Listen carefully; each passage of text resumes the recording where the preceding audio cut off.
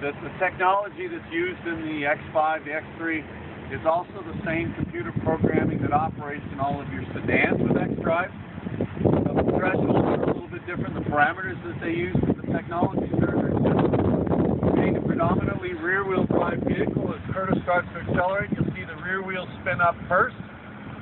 You'll see the brakes start to apply looking for traction. Curtis is going to try and hold the throttle steady right at around 2,000 RPM. And as the vehicle notices there's no traction in these three wheels, it'll push power back to the right tire that does.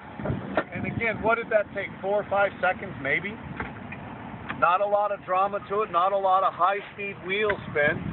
So somebody trying to get out of a snow-covered parking spot, or even driving down the highway, where the roads are dry and clear and you round a corner into the shadows where the street's still frosted over, this system responds very, very quickly to put traction on the tire that still has it.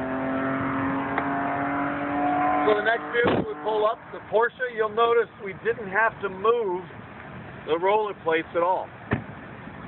The Mercedes, the Porsche, the BMW, the Infiniti, all are exactly the same wheelbase and track. They're the same size. How do we expect the Porsche to do? Not as well? So you're paying a premium, you know, at any given auction level, the Porsche is $15,000 to $20,000 more than the X5. You'd hope that that buys you something rather than just a cool key. You can see the system's working, brakes are grabbing, looking for traction. Eventually it sees the wheel out to the right. But the key there is eventually. You can hear the back right wheel scratch a little bit, so it's trying.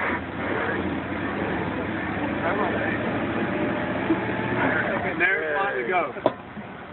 So it works very similar to the X5. The stability and traction systems work very, very similarly. The biggest difference is purely the time it takes to activate.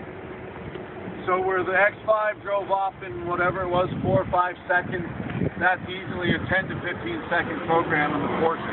It just takes longer to be able to vector the power out to the one wheel that still has traction. And I don't know what's different about it. I don't know why they've engineered it that way, but we saw something similar on the twist hitch, that once it found that front wheel was spinning, it took longer for it to put the brakes on it to slow it down. And if you're rounding a corner onto a street that's still frosted over, how fast do you want the system to respond? Immediately, right? Especially if you have a spouse or a teenage son or daughter that's driving. So, Mercedes-Benz, German engineered, how well do you expect it to work? Anybody? Not very, right? But what you'll notice is how hard the brakes are working to keep the wheels from spinning, right? So when I reference the average Mercedes owner being maybe 106 years old, it makes sense. They have a very conservative setting for their stability and traction system. As soon as it realizes there's no traction out there, the first thing it does is try to slow the vehicle down. You there? So the other thing that's happened now is Curtis has pressed the gas pedal all the way to the carpet. So the system slows the vehicle down. It also reduces engine power. So if an elderly person is out and hits something that's frosted, this car is about trying to get them slowed down and stopped. It's not obviously about trying to get them where they're trying to go, right? Safety is the paramount response. The only way to get this vehicle off the ramp is for Curtis to drive it sideways enough to where the tires grab the side of the ramp. As soon as we get one tire on the front that has traction and one on the back, then the Mercedes stands a chance to pull through.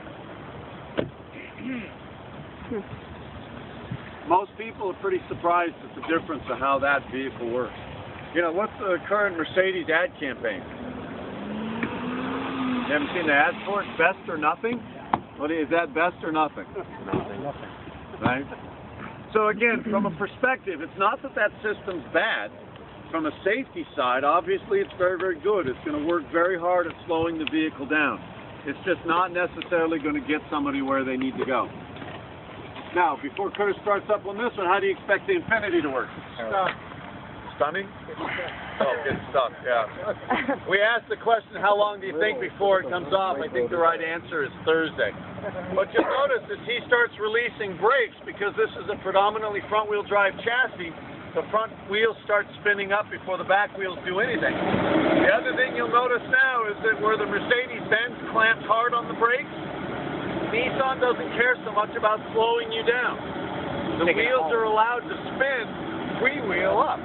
As he continues to push down on the throttle, he can press this one to the carpet as well. And after about 15 or 20 seconds, the car finally realizes it's not going anywhere, and it shuts everything down. So again, the computer controlling engine management works very similar to the Mercedes-Benz, but the traction system that controls brakes on the wheels doesn't do anything nearly as well.